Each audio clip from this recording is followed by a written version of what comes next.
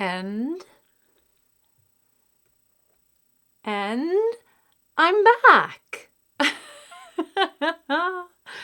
Hello, everyone. My apologies for the strange start once more. But you know what? I'm here now. Welcome to the Living Room Community Art Studio's Wednesday pop-up live stream art studio. Happy to have you here on such a gorgeous day. It's so beautiful. Tell you the truth, I'll be surprised if anybody is watching or listening today because here in Oshawa, it is beautiful outside. After a few weeks of cold and drizzly and just kind of ickiness, we have some sunshine and some warmth. And you know what? It's so important to take advantage of that whenever you can. At least here in Canada, our summers are really short, so you got to grab them while I'm here. So if you would prefer to spend your time outside today, I'm with you. No judgment here. It's a miracle that I'm even here, folks.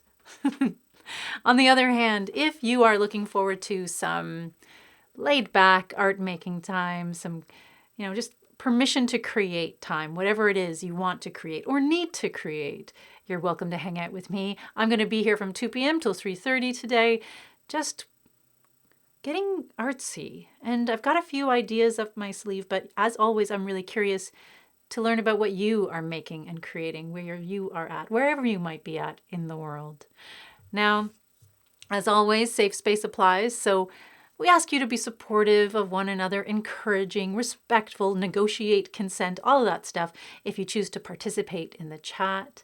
Of course, the person you need to remember to be kindest to is yourself. So if you're having trouble with that inner critic and it won't let you enjoy yourself or relax, do what you need to do, let me know. Maybe I can talk to it, figure out what it wants, understand a little bit more about why it's being so difficult and vocal today.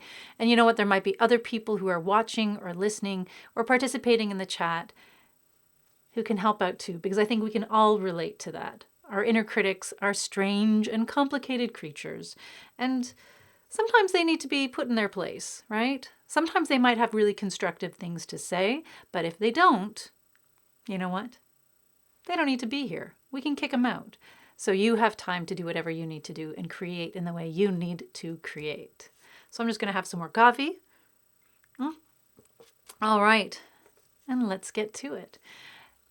Now, as you join in the stream, as you're watching, feel free to say hello. Feel free to let me know what you're working on, as I was mentioning. I know that some folks like making art every week, and there are those who just like to listen or watch, like it was a podcast or something, and that's okay too. I enjoy being here whatever way you need me to be here for. So if that's just having a kind of weird artsy voice in the background, I'm okay with that. I'm totally okay with that. And you know what, if you're maybe not feeling so creative today, and we've been talking to a lot of folks about what that's like, because not everyone finds this time, it's not a motivating time for everyone. There's a lot of artists out there in the community, a lot of creators or creative people who've actually found this time during this most recent lockdown especially to be really difficult, right? It's not always easy to get on top of those impulses or those desires you have to produce. And you know what? You don't have to produce. If all you're feeling like is just relaxing, listening. If you're feeling like doing something else, like folding your laundry or washing some dishes. Maybe you're a multitasker who likes to read a book while you listen. I'm okay with that. Hello, Nicole. Nice to see you here. Welcome, welcome, welcome.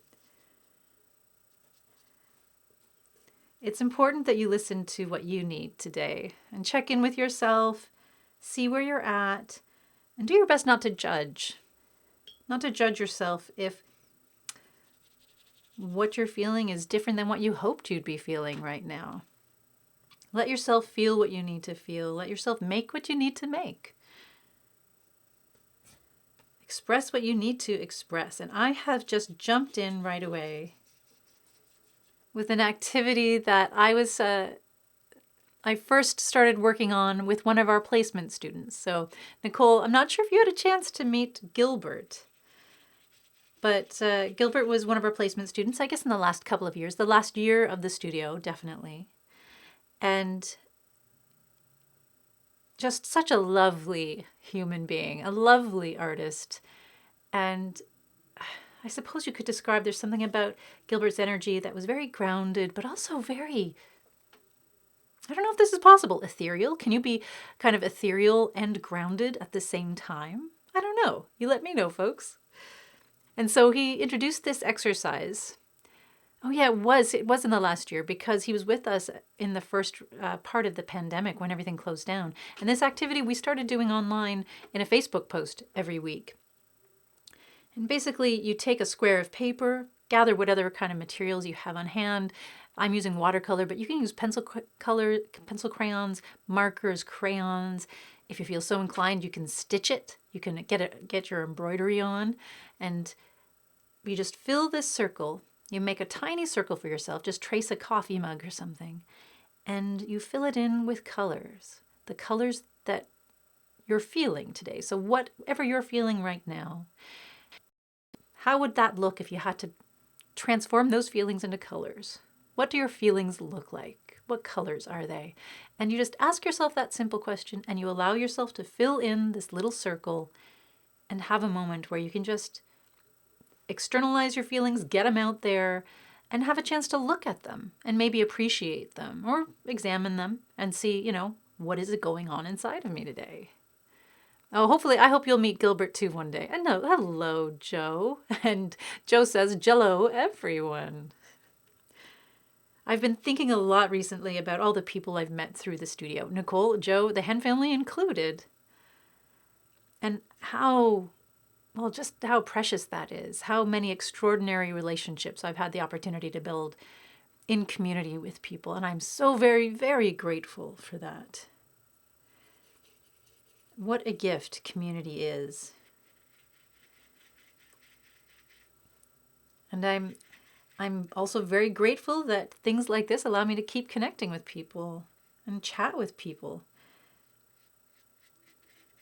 And I hope it's the same for anyone who's watching or listening out there as well.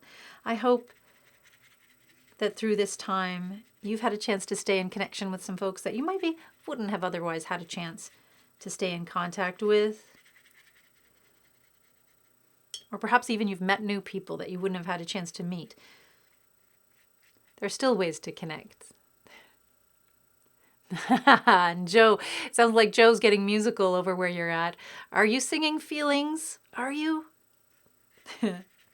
I can hear you singing that song in my head, Joe. Oh, and Nicole, yes, that gratitude.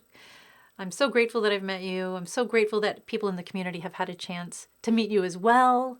And one day soon, we're all going to be out there and connecting again in ways that we're perhaps more familiar with, right? Oh, interesting. So Joe is saying perhaps a house painter's song, ceilings, floors, and walls and ceilings. Are you by any chance painting your house today, Joe? Or perhaps a room in your house? That counts. That counts as creativity. Of course it does.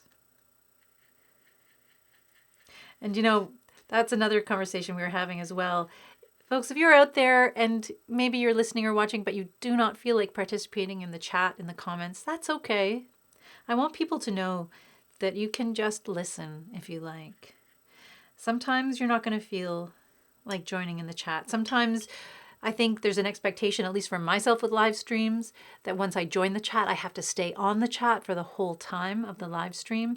And the truth is, if you feel like dropping in for a little bit, dropping out, doing other things, or saying hi and then not, commenting anymore, that's okay. That is totally okay. Because I'm going to be here chatting away to myself anyways. Because one of the things I really like is imagining everybody out there. And not just the folks who might be watching or listening right now, but folks who might be watching or listening in the future once it's archived.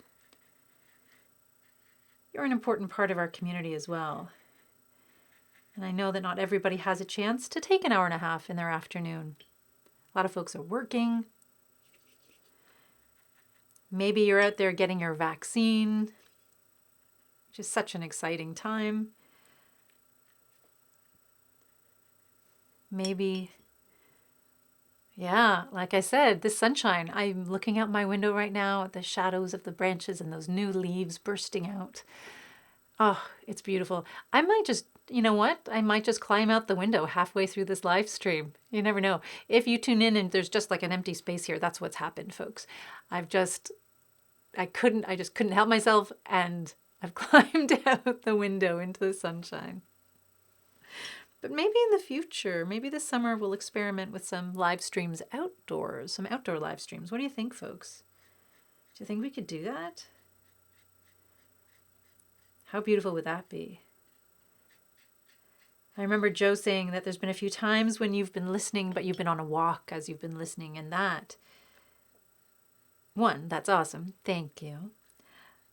But it makes me think of all the sounds that we're missing out on that are in that natural world.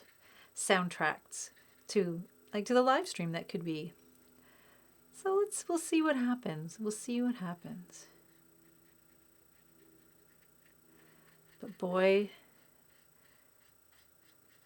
we've been waiting for this warm weather. We've been waiting, and I'm so glad that it's here.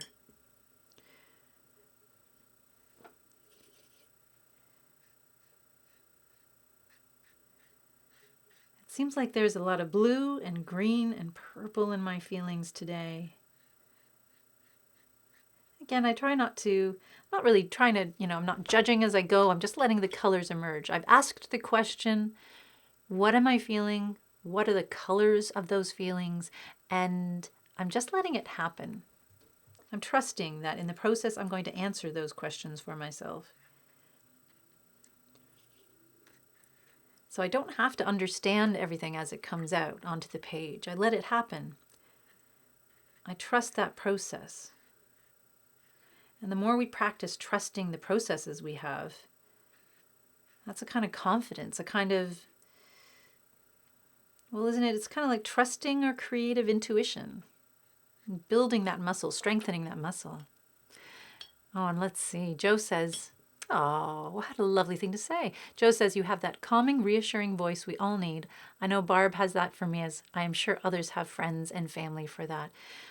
Isn't that true? Each one of us, I think, I hope anyways, that there is a voice in our life, whether, it's someone we know that's close to us, or perhaps someone that you might tune into on the radio or in your favorite podcast, someone that when you hear their voice, you just feel grounded. Maybe you feel inspired. I think all of that is so, what a beautiful thing to offer one another. And Lisa, hello Lisa, how are you? It's good to see you here. Thanks for joining. And again, if you are joining in, I'm expecting a quiet kind of live stream afternoon today, just because it's so nice outside. And I'm giving everyone permission to play hooky. I'm not the boss of you. I'm not paying you to be here. If you'd like to be outside, enjoying that sunshine, why not? Go for it. Or may I invite you to consider taking your art supplies outside? What if you took your project outside into the yard, out to the park, onto your front porch or your balcony, and sat there creating in the sun with the nature? Such a lovely thing. And Lisa's asking, is this a watercolor too? Yes. So this is an activity that one of my placement students kind of created when he was with us, Gilbert, such an extraordinary human being. And it's just a mood circle. So I just traced a circle onto a piece of watercolor paper.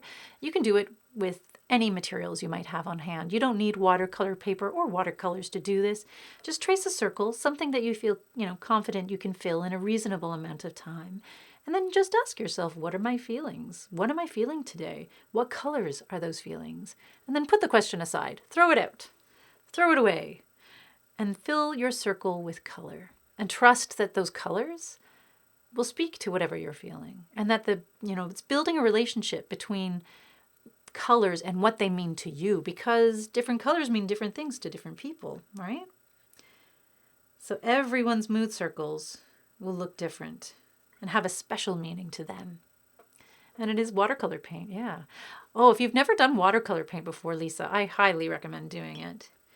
It's fun, and sometimes if you're not familiar with just letting things flow, it can feel a little nervous-making, right? And again, I'm not trying to create anything in particular. I'm just allowing the colors to speak for themselves, and there's a kind of freedom that comes with that, right? And I'm working wet on wet here, as you can see. So sometimes I'll add a little bit of color onto the page, and you'll see it will just kind of explode in little color bursts. Just like that, and kind of bleed out, but in a really beautiful, beautiful way. And I just let it happen. And sometimes there's going to be happy accidents where things happen and I don't expect them to. There we go. And they might get runny. I'm just going to let it do what it wants to do.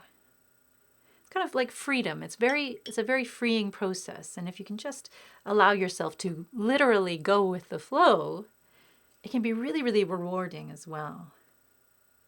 And of course, once it dries, you can come back, add in extra details, things like that. Oh, hello, Andrea. Hi. So Andrea says, so happy to see you, even if just here online. Oh, likewise. I love knowing that folks are out there. It feels connective, even though I can't see you or hear you or all the other wonderful things. Oh, that's lovely. Oh, you're working at the shelter today, but wanted to pop on and say hi and send a virtual hug. Sending that virtual hug right back to you, Andrea, and to everyone you're working with today. If they need a hug, of course. Consensual hugs, even virtual ones. It's important. And I'm thinking about everybody there and hoping folks are feeling safe and comfortable and just kind of in love with themselves. Because that's an important thing, to be in love with yourself. Right? That love goes a long, long way. And hello, Barb. Oh, well, Joe has to go. Well, have a wonderful, beautiful day yourself, Joe. Thanks for dropping by and saying hello. And Barb says, oh, how lovely. Barb says, we are so grateful to have you in our lives as well. That's so nice. I have an exciting meditation creative idea I'm using with others. It's called a worry wall. Oh, please do tell. So you sum up a worry that you have in one word. You send Barb, me, the worry word, and I post it on my wall at home in my meditation area. I carry that worry for you. You take a new positive word to carry with you instead from my wish wall.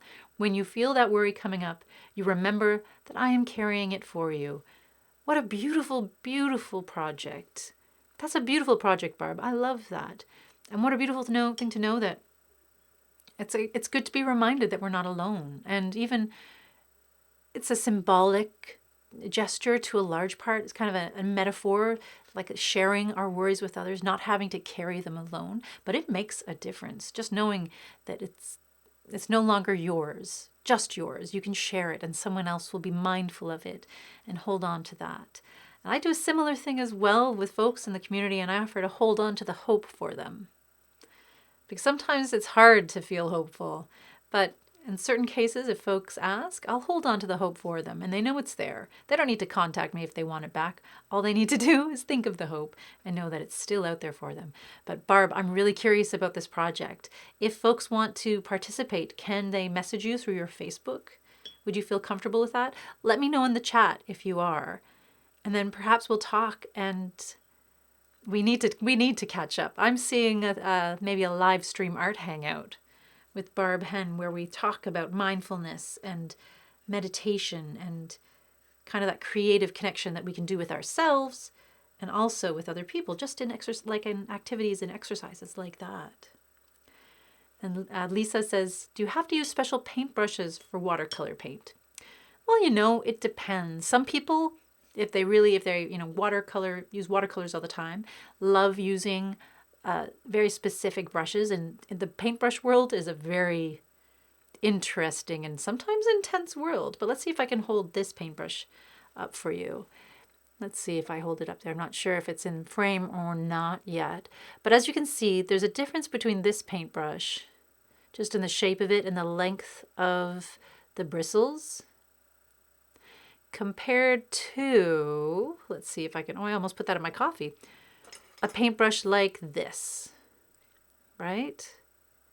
I'm hoping folks can see that. So a paintbrush like this, which is something I might use with acrylic or other kind of craft paints, gouache, tempera, things like that, has a kind of blunt, sharp edge, I guess is one way of putting it, right? And then, of course, there's paintbrushes like this that we've all seen in those little kind of tempera kits that we can get sometimes. And oftentimes these are paintbrushes that are given to kids to use because the brushes, as you see, they're really thick. Every bristle on a brush like this is really thick. It's kind of an acrylic, a plastic that's really rough. It's great for just getting colors down on paper. However, with a watercolor brush, it often, not always, but a good all-around watercolor brush that, in my mind, is something like this. You see how it tapers off towards the end and it bends. So when you bend it, the thicker the line gets, or you can just use the fine tip of the brush to get really fine marks and lines and things like that. And watercolor brushes will hold water in a different way. Now, that being said, I'm making them sound super, super fancy. The truth is, you can buy a really decent brush that can be used for watercolor. Where did I put it? I put it away. I'm not done with you, paintbrush. What am I doing? You can buy a watercolor brush at the dollar store. I think this one might have come from the dollar store, actually. It's more about, for me, the shape of the brush, the length of the bristles, the softness it might have. Is it something that I can move around on the page easily? And yeah, you can order them online. Of course, you can go to an art store for a curbside pickup right now. There's so many different brushes you could buy, but this one was one I bought at the dollar store. It came in a kit. And it's just, for me, the shape of the brush that matters most. Of course, as the deeper you get into watercolor, you want it. Some artists are very particular. They want a brush that holds water in a certain way. The size of brushes they use, there was so much you can do. But if you're just starting out and you're looking to explore, what I'd recommend is just give it a go. Just try it. What happens if you use a different kind of brush with watercolor, right? What happens if you try using a brush that someone might use more for acrylic paints and you use it for watercolor instead? You know what? Something exciting might happen. You never know. In fact, I'm going to try it right now. Let's take this. I'm going to take this kid's brush here.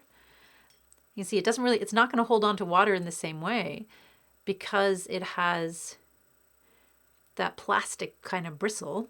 But let's see what happens if I do use it. I'm guessing that it might have more of a dry brush effect. So I'm going to use it over here. Yeah. So you can still paint with it. It still does the job. Right? And you can always go in afterwards. Add some water. That's the lovely thing about watercolor. You can put on color really strong if you like, and then go in afterwards and just move it around a bit. Add transparency by kind of diluting what's already on the page. So there you go. Like, I'd never think about using a brush like that for watercolor, but in a pinch, it works. And you know what? It's the same for any other kind of brush that's out there.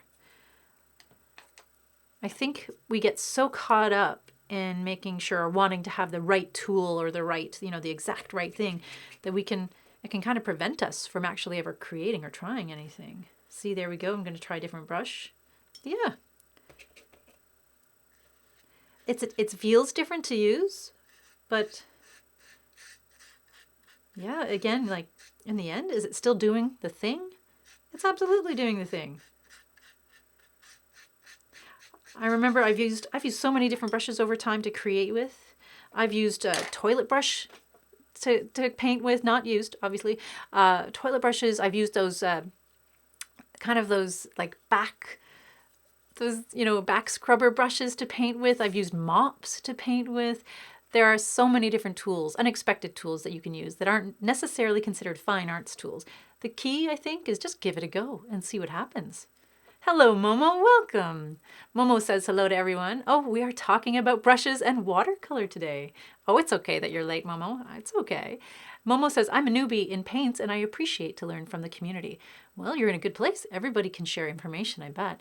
And Nicole says, it kind of looks like a planet. Maybe. Interesting. So my mood circle, for those folks who are just joining in, I'm creating just a simple warm-up activity that I like to do with watercolor, where I fill a small circle or a big circle, depending on how much time I have, with watercolor or whatever materials you have on hand. Doesn't need to be watercolor, anything that has color to it. And I just fill that circle with the colors of my feelings, whatever it is I happen to be feeling that day. And apparently today, I've got kind of earthy vibes going on. There's a lot of blue, a lot of green, some purple. That might carry through into my other piece as well.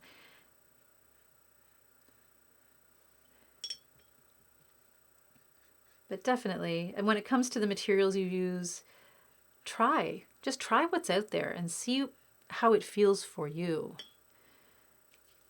And the more experienced you get, if you fall in love with something, there's always room to try new things, to maybe one day splurge on a really expensive brush. But I think whatever gets you creating, whatever gets you going. And some of the best or I think groundbreaking creative work that's happened in the world has come from people not having a lot to use. They've had to turn to what they have on hand to create with. And suddenly with that, they realize something new and exciting has entered into the world, right? Hello, Prin, welcome. And Momo's saying, yep, you get caught up in that. So true for the reflection. Absolutely. I think, and part of that is the world we live in, the culture we live in. And Prin, feel free to jump in here too, because I know there's experiences of this where you're at in the UK as well. This idea of, to be an artist, you must have these materials. You must have the best brush, the best thing, the right thing. And I don't know if there is a right thing. If you're able to express yourself, to get your marks down, or to get your thoughts out, your visions, your feelings out in any way that feels right, that's what matters.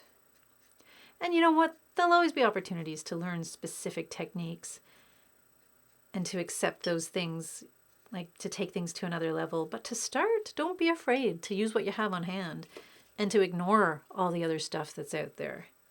Because tell you what, everyone has a different opinion of what the right thing is. And that's because they're going by what they feel is right. So it's important that we all have a chance to experience what feels right to us. And sometimes it just comes from doing really silly things and experiencing and experimenting with what we have on hand. Like a basting brush, I've used those to paint with too. Yeah, there's so many, going down the path of what has Mary painted with in her past. So much. I've painted with leaves, I've painted with sticks. I wonder what haven't I painted with? Yeah, sponges. Oh, watercolor is great for sponges. You can really, so much you can do with that. Oh my goodness, going down the rabbit hole. And Nicole's saying they had a cool suggestion in my kit. They said if you want to have a varnish effect, you water down the acrylic paint and mimic stain with it. Oh, interesting. Oh, I like that. So again, just playing with the materials at hand, playing with those colors. With any paints. The other day I was working on something. I can't remember what it was. And the only paints I had to hand, in that moment anyways, were those little tiny pots of paint that come with the paint by numbers kits. And they were kind of dried up and gooey and, just not what they're supposed to be when they're brand new.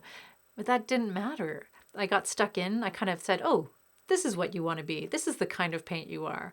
And then you can just have fun with it. It is really building a relationship with the materials you have in hand. And if you want to experiment, if you want to express yourself, don't let anybody stop you. Anybody or anything. Give it a go. And Prin says, yes, agreed. All about what you like using for sure. Yeah. And there will always be time to get fancier, to splurge and try those specific things. And that's a fun part of the process too, of like leveling up in certain ways and then realizing, what those materials do. It's so funny, the times where I've used more expensive, specialized paints or materials, oftentimes I go back to using what I used to use just because I have, again, that relationship, that level of comfort with it, and I know I can do what I want to do with it. So you never know. And Nicole says, I'm painting mini wooden furniture. Oh, lovely. So that's the stain, creating that stain effect. Love it. Oh. Let's see. And folks, feel free to share if you're working on stuff or if you have a project that you're feeling really good about. Let's take a moment today, if we want to celebrate all the work, the beautiful things we're doing that we deserve to feel proud of. I know, a lot of folks are humble, you know. We don't want to toot our own horns, so to speak. But it feels good just to say, hey, I did this. I'm doing this. It's important to honor those parts of our creative journey, right? Especially since we don't have the same connection that we used to. And Nicole says, I've knitted. Aha, interesting. Nicole says, I've knitted with paintbrushes and pencils before. I tried knitting with toothpicks, but they break. Yeah, the toothpick knitting is really, really interesting. I saw someone at the studio doing that one time, and they were knitting with toothpicks with embroidery floss. So perhaps it's the gauge of the yarn you use with those toothpicks. I don't know. I don't know how to knit. So it's on my list of things I want to try for sure. And when I do, though, maybe I'll try knitting with toothpicks. And Momo says, it does feel good to share. So true. Yeah, and it's not to say, I think I come from a family that was, well, let's see. I grew up with the sense of don't be prideful, don't show off, all of those things, right? I think a lot of us might have experienced that same thing. And I think there's a difference between showing off. I don't know. I think it's the same with expressive language, right? It's the intention behind it. Are we trying to minimize someone else when we proudly share what we're working on or acknowledge our achievements? No? Well, then let's do it. Let's see what's happening, because I think we can lift one another up and inspire one another through sharing. And Nicole says, I tried knitting with fishing line. Fishing line. Oh, and Nicole says it was too stiff. Didn't work. You know, that is, wow, yeah. I know people out there who have maybe not knitted with that, but I've known people who've crocheted with things like fishing line or wire, different kinds of, to get these beautiful, beautiful effects. I know a little bit about crochet. I can do a basic chain stitch, but one day I would like to experiment with working with those different materials and what it's like to crochet different materials. I think that would be awesome.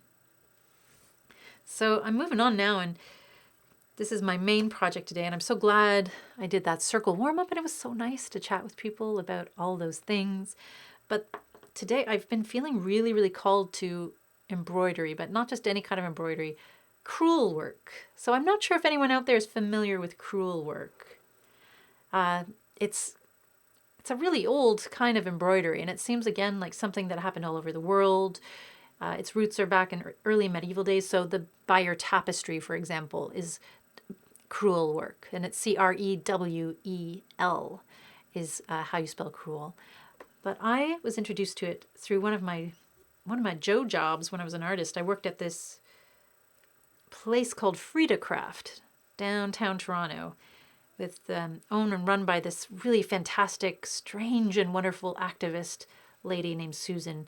And it was a wild ride working there. It was an import store. So, and she worked with grassroots creators and producers all over the world to import these beautiful things, handcrafted, artisan quality things from all of these cultures all around the world. And so my first exposure to crewel work was actually through Kashmiri crewel work. There's another region right beside Kashmir that is crewel work as well, but I can't think of it. Oh, it's on the tip of my tongue. If someone out there knows what I'm talking about, feel free to let me know.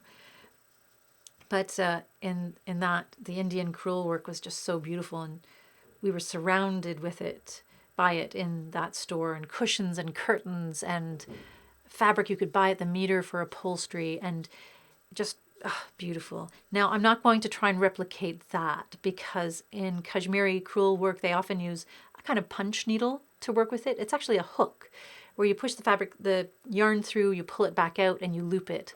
So you're crocheting the yarn into the fabric in an interesting way. And I don't have that tool, and I don't think I have the patience. However, the other kinds of crewel work that exist out there. Oh, hello there. Oh, look at that. Now this is a special something. I did not make this. I think this came from the studio.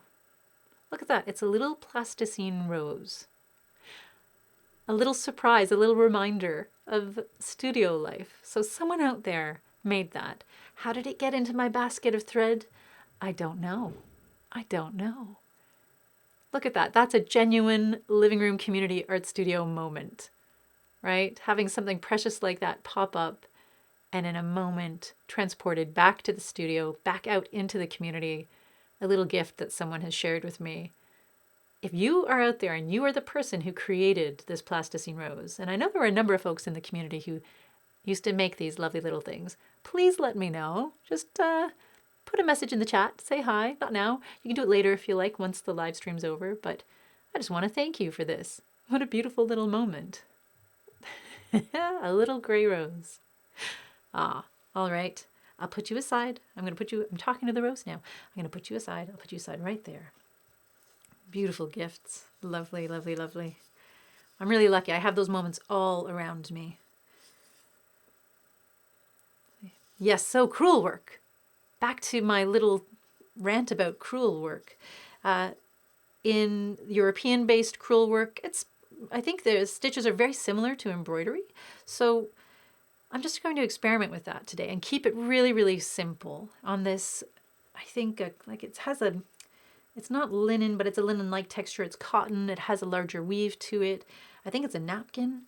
And I'm just going to choose some really simple stitches to kind of do what I did with the watercolor painting. I'm just going to fill in these areas with color, with stitches of color, and see what happens. And get that sense, kind of like a very basic intro to crewel work, dipping my toes in the water, so to speak. And the main difference with crewel work compared to a regular embroidery is that you use crewel yarn, which is kind of like, let me hold this up to see if folks can see it. Can you see it there? You can see it's a little thicker and fuzzier than embroidery thread. It tends to be made out of wool or a wool-like kind of substance. And we were really, really lucky at the living room. We had these donations of these spools, and this is a perfect thing to do. Sometimes this yarn is used in tapestry work and things like that. Let's see, now I'll put these aside.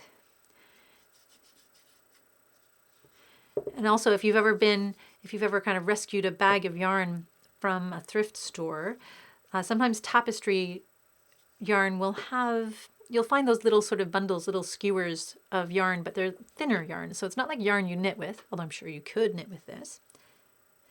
It's a kind of just a lighter, thinner yarn. I'm sure someone out there who has more familiarity with textiles can tell me what kind of yarn it is. Sometimes I feel like I should know those things before I start doing them with you, but you know what? That's Art Hive life. I just get caught up in something. Sometimes you don't know everything. You know what? I'm going to go out here and I'm just going to confess, I don't know a whole lot about everything. I'm just saying that. I think I can confidently say sometimes that I don't know much, but I know what I like. Oh gosh. Oh no, I'm getting cheesy. It's 2:43 and I'm getting cheesy. 2:43 art time. Oh my goodness. So on this, I guess I should show you this too. So if you buy a crewel work kit, and you can buy lots of lovely kits out there online, they will explain this process much, much, much more effectively than I have here. But they all have something in common generally, where they've color blocked in areas for you to stitch. So to do this today, I just took this piece of fabric and I wanted to do something simple and naturey, considering that here we're finally getting that burst of sun, and maybe, fingers crossed, that means that summer is right around the corner. So I just blocked in, used some colored pencils to just kind of doodle in the design I wanted to create, giving it an idea of the thickness of the pattern. Hello, Carlos. Carlos says cheesy is good. It helps build strong, not a typo, bones. It's it's calcium-y humor. You're right. And as a vegan, so I suppose that I'm getting, some additional calcium from the cheesiness. That's what's happening, perhaps. Oh, hello, Carlos. How are you doing today? And folks, welcome if you're just joining the live stream now. It's so good to have you. And if you're watching it archived later on, that's okay too. You're absolutely welcome as well.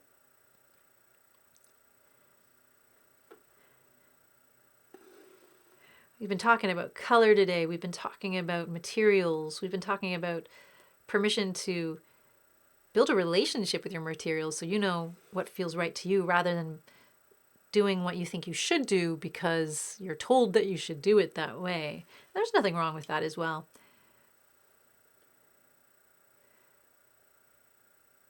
And I don't do embroidery a lot in the live stream. One of the reasons is because it takes a long time to kind of what's happening here? To kind of reveal the process of it. And I know it's tiny, right? But I'm hoping today with this pattern that I've chosen, it's kind of straightforward and just giving myself permission to experiment, to explore. Same way I'm kind of encouraging you folks to explore using other materials or watercolors, giving them a go. I'm just going to see what happens. I'm going to do a little speed embroidery here, a little crewel work. But I'm giving myself permission to not be perfect. And hopefully in that process, what I'll get is something really interesting and something perhaps different than what I would have created if I had kept myself, restricted by this idea of perfection or what I should do, right? What I want is something unique, something interesting, something that I'll look at after and say, oh, wow, I didn't know that I could do that. Or I really love how that turned out. And Carlos says, I'm doing okay, thanks. Doing some stuff and art stuff. Multitasking. Oh, yeah, we were talking about that before too. Multitasking is very much welcome as a part of this. If you're watching or tuning in, don't feel guilty if you're not making art. That's okay. You don't have to. If you're appreciating the energy, the vibe, that counts too. If we're just keeping you company while you're doing other stuff, that's all right. So what other stuff are you doing? Taking an art break and appreciating it. So thanks for this space. Oh, I'm glad to hear that. Art breaks are important, just like going outside breaks. I think giving ourselves permission to do that is important. And in those moments where perhaps we're struggling with giving ourselves permission, if the very least I can do for you is kind of help you with that, then I'm happy to do that. Because sometimes I know for a lot of folks out there, taking this creative self-care break, sometimes when we got so much other stuff to do, it feels like, I don't know, it doesn't feel like it's as important as everything else, right?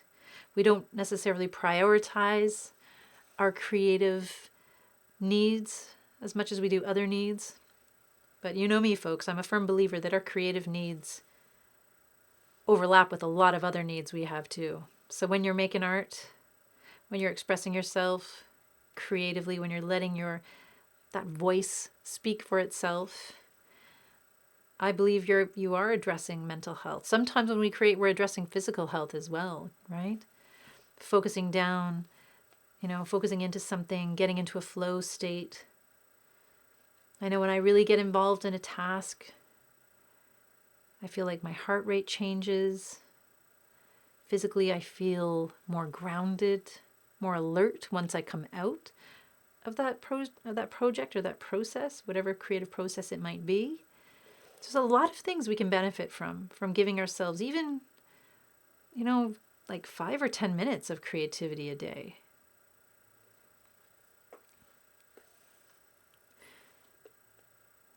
And if it's our creativity, we're also building that relationship with ourselves, getting to know, becoming familiar with what we need, what makes us happy. Because not every creative process will make you happy. There are things that I've tried, even here on the live stream, and I've been like, I'm glad I did that, but I don't think I need to do that again. Finding the thing that brings you joy and satisfaction and comfort, the thing that helps you feel close to yourself or close to your culture.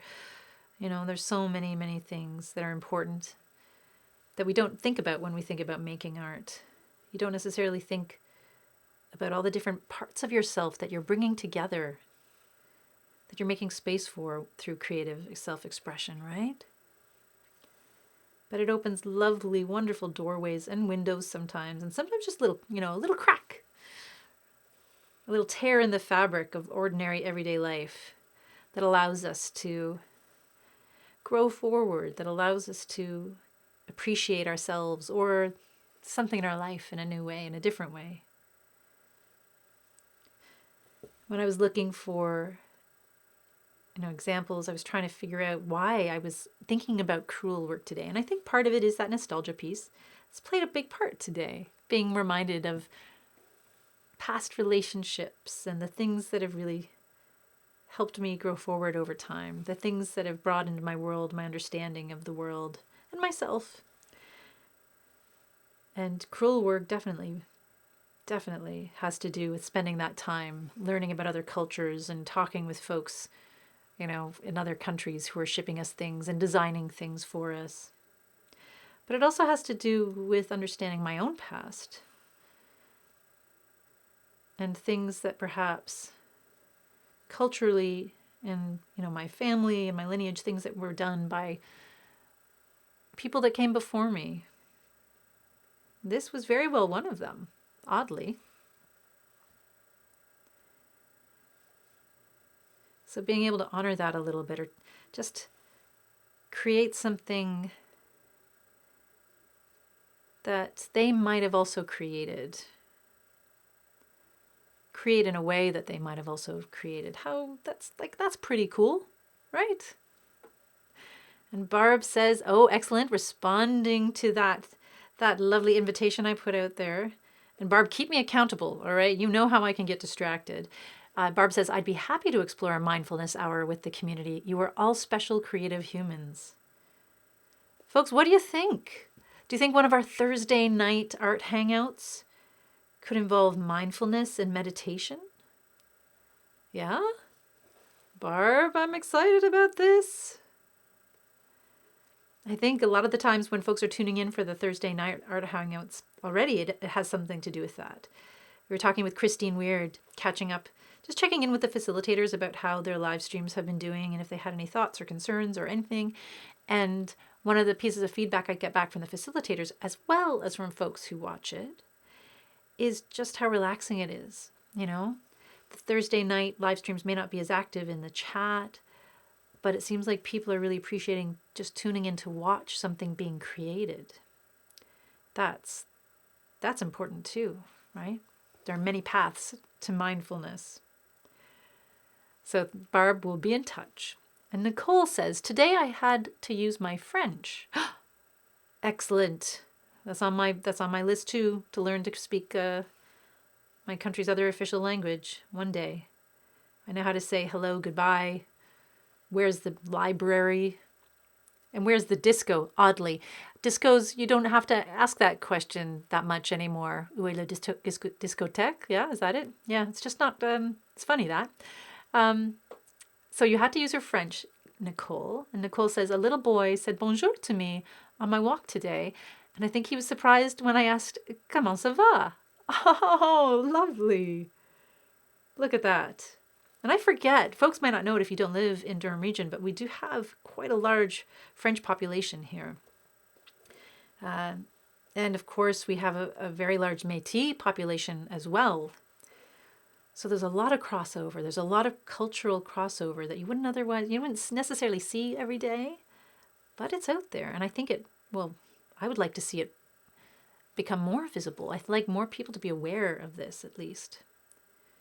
So perhaps maybe we should have a French Thursday nights, live art hangout as well. Lots of stuff to think about. Lots of stuff. Oh, and Lisa says, I think that's a great idea, Barb. So there we go. We've got buy-in. Folks are interested. So important, like such a lovely thing. And Momo says, ah. So I need to learn how to ask, where is the nearest art hive? Momo, would you like to teach us right now? A mini skill share in the moment. Où est le, let's see, is it le or la? I don't know. Où est le, it's gone out of my mind. You know how often I say, when I'm just talking about the French art hives, that I use the words. And now I'm trying to consciously think of it. I can't think of...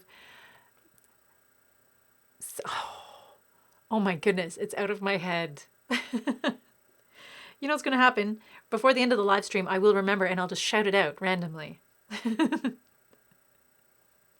That was one of a big growing moment for me, being in Montreal, learning about the art hives, and being with other, being with Francophone, or like people who spoke French, and not being able to communicate. We could communicate through art, we could communicate in a lot of nonverbal ways, and of course every French person that I know in Canada knows how to speak English as well. But it was a hard learning point for me, right? Just realizing that was something that was cutting me off. It was restricting me. There was so much out there. So it's on my list. And every time I have a chance to do a little dip in the water and study up on what I already have, I certainly appreciate it. So maybe I'll continue to ask where the discotheque is. Ah, of course, Ruche d'Art. So I do know art hives. So is it où est le Ruche d'Art? Où est le... Now my accent is horrific. I sound like a cartoon character. Apologies to every French speaker out there. It's, I suppose, a way of me becoming confident with it, exaggerating it a little bit, which is not an uncommon thing. I do know art hives, Ruche d'Art, so yeah. We'll figure this out. We'll figure this out together, folks. So I'm loving my little flower here, but you see how long it takes, even when I'm kind of just going for it and stitching, stitching, stitching. This is a great pocket project, though. Just doing some abstract stitch work, some abstract embroidery. This is something, I mean, really, you could take outside. You can take to the park. You can carry it in your pocket. And whenever you have a moment, just get stitching. Give yourself some time to stitch. And what I'm doing here is just a simple, well, is it a running stitch? I don't know if that's what this would be called exactly. Because it's not in a line, it's not running.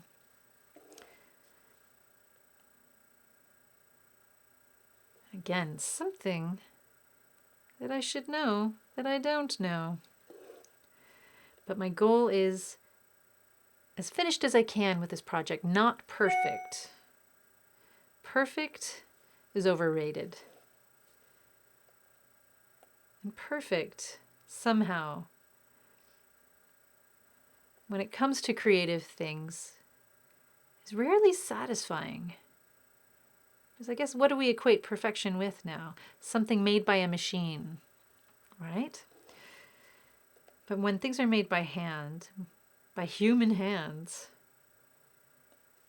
whether you're making digital art, like whether you're using a tool to create it or not, it's delightfully imperfect. And I'm loving that. And for me, at least, when I'm not thinking too much about things, when I'm just going for it, without, having released myself from that idea of perfection, of having to do things in a certain way, I always surprise myself, and I do. I really end up loving what I create. And it provides a new point, a new leaping off point. And I know that because if I try to recreate that, it's hard. It's hard to recreate something that you've done spontaneously. that you've enjoyed, right? I don't know if folks out there, if there's anyone out there who's tried it, it's another process to to find a way to get back into that space to repeat it. And you have to kind of take some time to analyze things and reflect and practice. So again, just becoming familiar and comfortable with how you create. Sometimes the best way to let that happen is by releasing yourself from the need to be perfect. Let's see.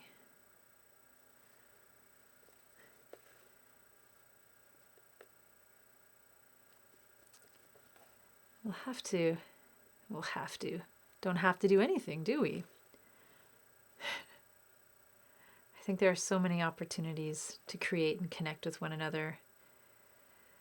We have a whole summer ahead of us, folks, and I'm really looking forward to what we can get up to. Oh, there's a knot. Interesting.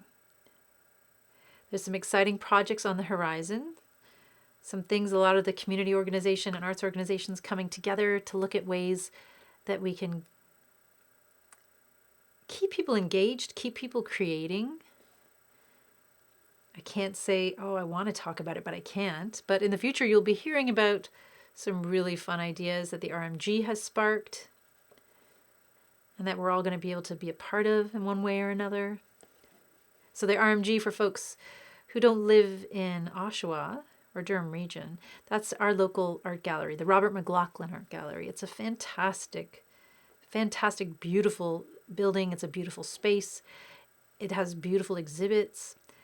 Their CEO, their new CEO came aboard just literally a couple of days after lockdown happened in March of last year. So came into operating and overseeing an art gallery that couldn't invite people into their space.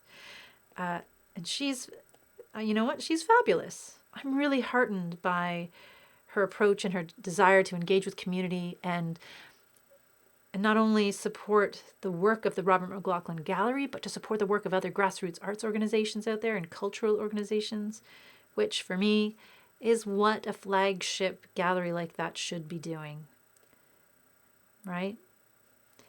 And shining a light on all the creative things we can do with one another without making people feel sometimes like alienated, as they can be with fine arts institutions, right?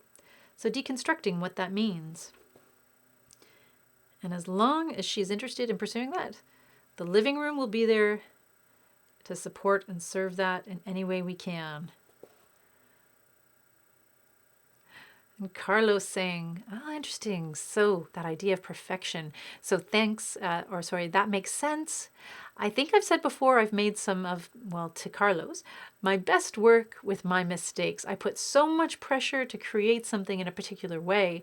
And when it went wrong, I usually deleted it. Oh, yeah, that's the danger of having a digital device that you're creating on. It's so easy, right? To just press delete. But Carlos says, I saved digitally up to the point where I'd made the mistake in case I wanted to try again, but also carried on with the mistake piece that makes, in a way that makes sense. I ended up sticking with the mistake version. Isn't that interesting? Having those two options side by side. That's such a great experiment, folks. So another challenge, or an invitation perhaps. Challenge sounds too intense these days. No one needs any additional challenges. I will invite you to create some bad art on purpose. How about that? Do we think we can do that? Create some really bad art. Because you know what? Who knows? Maybe it won't be bad art after all. But I invite you to, not just, create with intent, with purpose. Really put your heart into making something crappy and see where it takes you, right? See what happens when you tell your brain that it is completely free from perfection, when it doesn't need to make anything pretty, anything purposeful, anything meaningful, when your only job is to make something ugly. See what happens. I think, whenever I've done that, I've always surprised myself. You might surprise yourself too. And maybe we'll have an ugly art exhibit. Maybe we can do something like that, like an online ugly art exhibit. Or if the mobile art studio is up and running by that time, we can actually have an ugly art exhibit, a traveling ugly art exhibit. That could be fun too. Oh my goodness. Yeah, that's an exciting thing. I'll put that one in my pocket. And Nicole says, one of the coolest things I saw last year was a crochet demonstration from the Ontario Science Centre. Oh, I miss the Science Centre. Oh, I love them.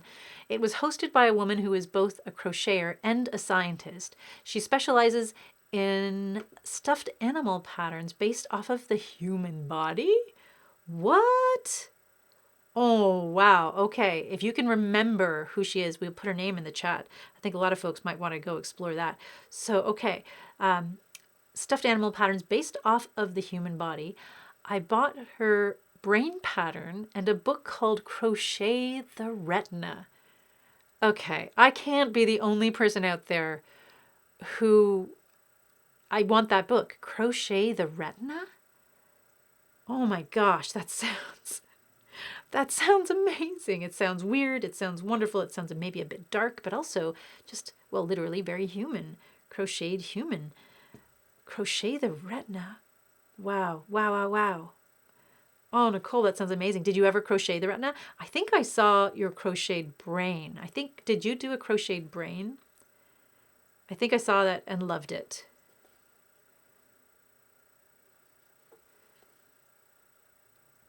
All right, here we go.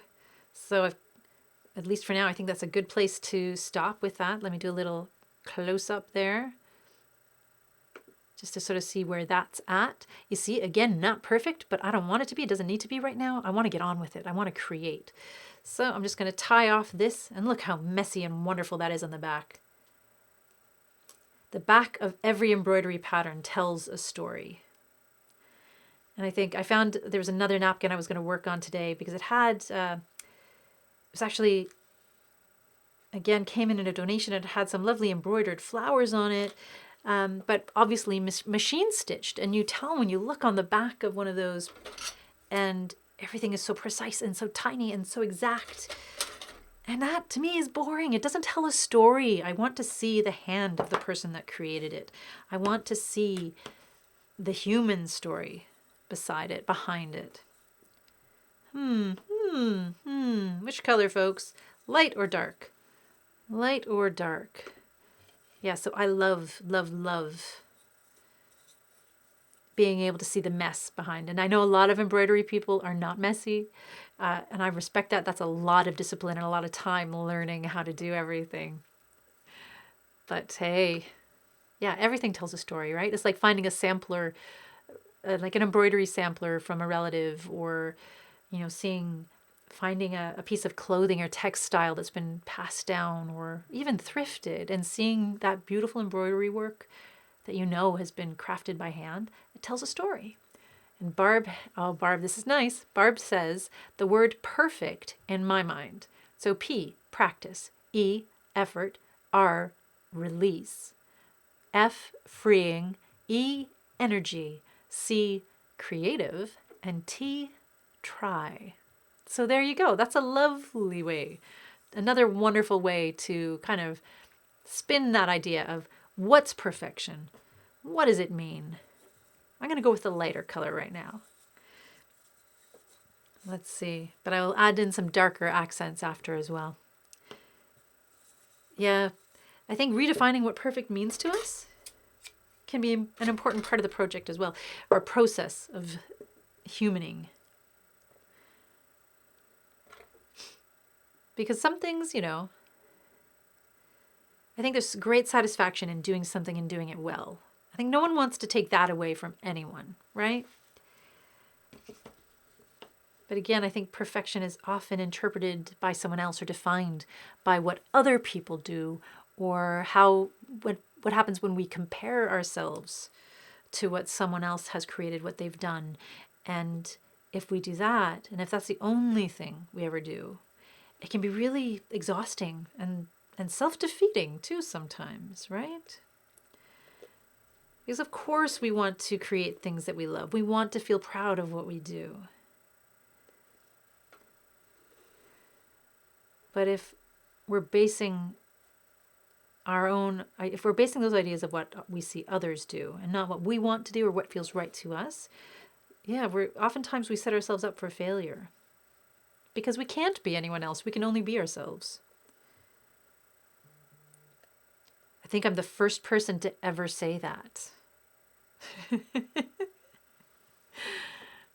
And Nicole saying, I haven't done any of her patterns yet. Oh, I'm going to look her up after this. The retina pieces actually look more like wall hangings. I imagine they do. I imagine there's color and just, again, a favorite pattern of mine, like circles, that idea of the retina and all the detail that you can go into there. I'm going to check it out so we can look up that book. And you know what? I'll post it in the show and tell piece afterwards. And Lisa saying that you do that a lot. So is that the idea of comparing ourselves to other people? I think you're not alone. I think it's a very normal thing for us to do because we, oftentimes I think we're human creatures. We learn by observing and watching and absorbing what other people do. So of course we're going to compare ourselves to other people. And of course we're going to expect or hope that when we try to do what we see them doing, that it will be like what they do, like what we're seeing. And that's just human. That's how we get turned on to other things. It's like, the quote, all artists steal. Absolutely. Everyone steals. And we don't steal in a malicious way, hopefully. Unintentionally, often if we do. But it's kind of like we can't help but be inspired by what we see other people do. And thus there's hardly ever a time where there's a brand new idea that's never been done before, that's never been thought of before, conceptualized before, because we do build upon everything we see and watch and learn. And again, how these things are presented to us, it also plays a role. Like there's a whole conversation here about honoring our influences and, giving credit to where credit is due. Like these pieces that I'm creating here, I have to recognize the crewel work that has come before. And in my little dash and stitch version of it, I know that, this isn't the first time this has happened. This might be the first way it looks exactly like this because my hand has created it and my hand is attached to this body and this brain, which has experienced lots of things in a very unique way. My tremors affect my art. My migraines might affect my art. My stories, my experiences might affect the choices I make as I do the art, the colors that I choose. That's what makes us an artist. It's our experiences. So if we're only trying to recreate what someone else has done, that's an important part of the process sometimes, for getting a feel for something. But if that's the only thing we ever try to do, we're really missing out. And the world is missing out as well. Because it's you that makes your art interesting. It's you. Your experiences, what you like, what you don't like, all the things are, again, our imperfections, our flaws. The flaws that make us human, that make us relatable. Our joys, our sadnesses. All of those things make art interesting. That's an important piece to remember. So just, again, that feeling of we don't have to produce all the time. We don't have to be, pushing ourselves to create, to be unique, all of those things. We just trust that you are unique. Trust that whatever you do will speak and say something about you. And I know that from working at the studio for so long, and our work in progress shelf, we always ask people to label their work and put a date on it. Otherwise, we were sometimes overwhelmed with artwork. And, sometimes people would forget or they thought they'd come back to the studio, at a certain time, but they didn't. Sometimes there are people, moving through town in a seasonal way.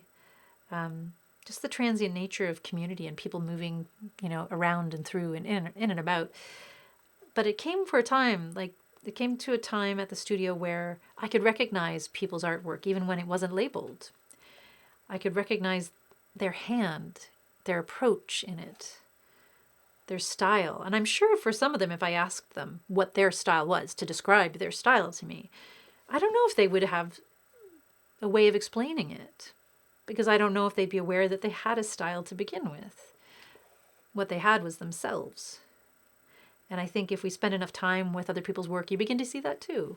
I imagine for, mothers out there, if you see, and, like fathers, everybody, caregivers, I imagine that at a certain point, you can identify your child's work wherever it might be. And you just know. It's a sense, it's a feeling. You recognize them, the them in their artwork. It's kind of the same thing with anything, right? So I guess, what am I saying? I don't know. Get stuck in. Try something. Take the pressure off. And see what happens when you just play and experiment. And Lisa asks, will the studio ever come back? Well, I'd like to say the studio is here. Right now, in moments like this, the studio is very much alive. As long as people are connecting, creating, participating, even by watching or listening, the energy is there, the ideas are there, the sense of community is still there. It's virtual, sure, but virtual communities can be very, very strong. And we know that. Very, very vibrant, right? Right now we're so lucky we can connect with people everywhere. And we have been, and that's a beautiful thing. The physical studio space, as in the space we used to have at 149 Simcoe Street South, will that ever come back? I don't think it'll come back in that space there. I think having a bricks and mortar art hive is a ways off for us. It would take a lot to go back to that. And there's a lot of reasons behind that. The pandemic sort of forced our hand into making a very, very difficult decision that we didn't want to make. And you know what? If COVID-19 hadn't happened, chances are the studio would still be there. And we'd be hustling and doing our best to fundraise and, ask folks for more and more and more money to help us pay the rent. But in that process, we learned a lot. And it wasn't necessarily the healthiest choices we were making as we tried to keep that space open and alive. Learned a lot over time. And one of the things I've learned, if I'm not healthy, if I'm not happy, this might sound selfish, but I think it's important sometimes to be selfish about specific things. And for anyone out there who's listening who runs an art hive, a physical one or even a virtual one, we know that it takes a lot of energy. It takes a lot of love and attention and like attunement in a way. It doesn't just happen. And the community is a huge part of making it happen. But if the folks who, open the doors, so to speak, unlock and open the doors and put the coffee on, if they're not in a healthy place, then everything is put at risk. And we don't ever want to see that happen with the Living Room project. So a physical space, Lisa, probably not for a while. When it does come back, we're going to have to re-envision what it looks like. And maybe that will be a collaboration with another organization. Maybe it'll be a shared space, a universal space that allows a creative space to be embedded in that space. There are a lot of other like-minded organizations out there in Durham region that love what we do and we love what they do. And having a creative space that we could share would benefit everyone. So those are conversations that are ongoing. But in the meantime, we want to explore what happens if we want to continue virtual programming, and we want to continue getting out there as well. So the next part of our journey will be a mobile art studio. And I think I've talked about this before, so there might be folks out there who are familiar with this. But we've recently received some funding from the Ontario Trillium Foundation to help us purchase a used vehicle and convert it into a mobile art studio, art hive, and placemaking machine. And it's a bit of a creative experiment. It's almost like that whole project. Well, the Living Room art, the art hive at 149 Simcoe Street was, I think, a work in progress as well. I think every art hive out there, and I don't know if Momo is still here, if there's anyone else out there still who works at an art hive or who has worked at an art hive, over my time working there, I came to understand the space not as a service or an agency or a thing. It was actually alive. It's an organic work of art that grows and changes and evolves and responds to community. It's impacted and shaped by community. When the community suffers, it suffers. When it thrives, the community often thrives. And all of those things are so interconnected. I hope I'm making sense. I know I'm getting a little artsy here. But the reason I say that is because once I realized that the art hive itself was a work of art and a work in progress, an ever evolving, growing, changing work of art, it kind of freed up my mind. It opened a new doorway in my brain to see, the potential and possibility of what other ways can we create community. If community is about the people and not the space, if the people make the space, what can we do with that? And Momo says, Momo says, a lot of participants in other art hives love the online spaces. Is true. It's allowed them to join without having to leave their home, which is not always possible. Absolutely. So I think online art hives definitely have a place in the community and are welcomed. And yes, and Momo agrees too. So it's good to know I'm not the only one. The art hive is definitely a work of art in progress. And it's created or co-created by everyone involved, right? Including so when we're here and we're chatting and we're creating, and people are watching or listening, you are a part of creating this work of art that is the virtual art hive in this form. The same for the Tuesday night wellness groups or any other online programming we do. Your participation shapes how it looks. Your engagement shapes and informs how it looks. So it's a very exciting time for us. We're really curious to see what happens with the mobile art studio project, what that looks like, and if it's something that is more sustainable, something, we have opportunities to play with that project in ways that we didn't always have with the physical studio space. There'll be things we can't do, for sure, and we will miss them, but we're going to see what happens if we go out there. What happens if we collaborate more, if we ask for what we need more, if, we are perhaps more open to partnerships and for creating space and making room for creativity and new ways that we weren't just thinking of, we didn't have to think of when we had the physical space. So yeah, that was a very long-winded answer, Lisa. Very, very long-winded. You can tell it's been on my mind a lot lately.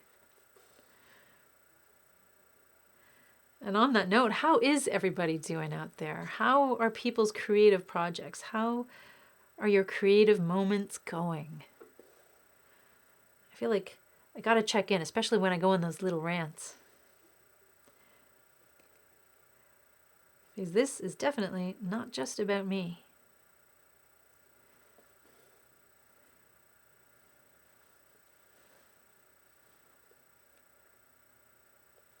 It is going to be so hard to return to my work, my admin work after I do this. I want to stitch. All I want to do this afternoon is stitch. But maybe, I don't know, let's see. Don't tell anybody, but maybe I can play a little creative hooky this afternoon. Those emails will wait, right?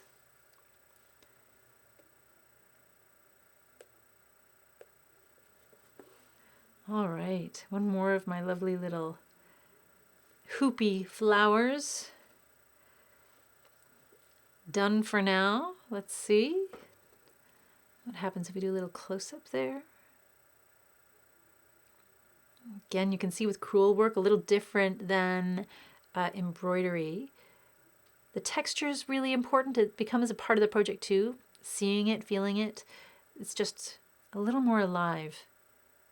No offense to any other embroidery folks out there, of course.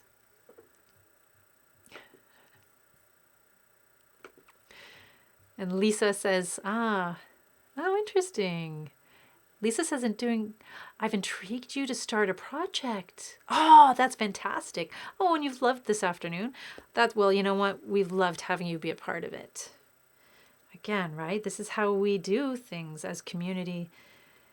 We may not always know one another. We may not always like one another even, but there are ways we can be of resource to one another.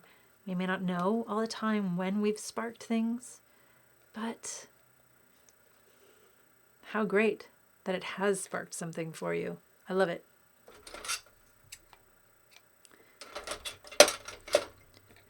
And that's what we hope. Oh, Carlos, thank you. And Carlos says it's coming together really well. Oh, good, good, good, good, good. Let's see, maybe I'll go for a darker piece over here. I'm going to save this thread because I'm going to use it for some accents later on to fill in a little more detail. So let's go for this darker purple. It's kind of a maroony, plummy color for the final flower. And can I do it, folks? 5 minutes? No, probably not. Probably not. But I think I've given myself a lovely little project to see me through. And maybe I'll go outside after this. I take Alice on her walk. That's first. And then I'll come back, I'll look at the work I have to do, and maybe, just maybe, I'll set it aside and just spend the rest of the afternoon creating. I'll give that gift to myself. Right? See, I need to do it too every once in a while. It's not always easy. Not always easy to take that break and step away.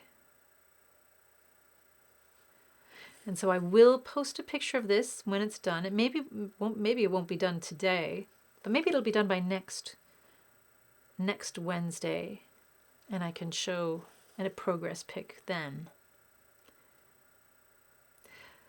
And folks, this is interesting. So next week, let's see, for folks who live in Canada, I think next week might be the long weekend. It might be Canada Day weekend. So just to give people a heads up, we're probably going to be taking Thursday, Friday, and Saturday, Sunday. We usually take those days off, but we'll be taking Thursday, Friday, and the Monday off. So we're not going to have any programming online those days. Those days are usually quiet days for us anyways, but when we do come back, we hope to have some exciting new programming for you, including, fingers crossed, we're just working out the details, bringing back the writers group. So the Thursday morning writers group. So I think, again, having that permission, that space to create, and when you're there, all you need to think about is writing. That can be a really healthy and helpful thing for folks. And Carlos says, it could be lovely to do that sitting outside. Yeah, absolutely. I may do that with my work. And oh, wow, and the little art piece you're doing. It's nice weather out there today, and I invite thee to do the same if able.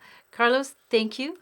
That's fantastic affirmation. And sort of, sometimes we just need to give one another permission. Turning to someone out there in the community to say, do it. What's going to happen? The work will still be there. If there's nothing urgent that needs to be responded to right now, I'm sure I can save it and continue, pick it up tomorrow where it leaves off. Right? And I know that I'll be able to return to work, that kind of work anyways, feeling renewed, relaxed, maybe a little more creative and able to problem solve in a different way than if I just sort of stuck at it without honoring this impulse, this artsy impulse that I have. Yeah, honoring the creative impulse, finding ways to do that is really important. And Barb says, so pretty. Oh, well, thank you for a lovely afternoon. Thank you, Barb, for a lovely afternoon. And remember, don't let me forget about that creative meditation mindfulness thing. We need to connect and explore that option. And again, thank you for your patience, because I know it's not always easy to get a hold of me. Anyone out there who's tried to connect with me or contact me knows that. But if you ever do want to contact me, I definitely recommend sending me an email. So you can email me at info@livingroomcommunityartstudio.org. That's info@livingroomcommunityartstudio.org. And that way I have just a little more, it's an effective paper trail, because I know folks message me on all sorts of different platforms and I always appreciate it, but I'm not always on those platforms. Whereas email, checking my email is pretty much a regular part of my work week. Do I love it? Not always. But it keeps me accountable, and it's good to know that it's there and I can go back and check it and reference it more easily than I can with social media messages. So info@livingroomcommunityartstudio.org. If you want to get a hold of me, That is a good way to do it. And Carlos says, you beat me to it. Carlos was typing out what he typed out there, saying, like, as I was talking about doing that. Yep, that happens. No, I think that's a lovely thing. Your timing wasn't off. I think your timing was right on.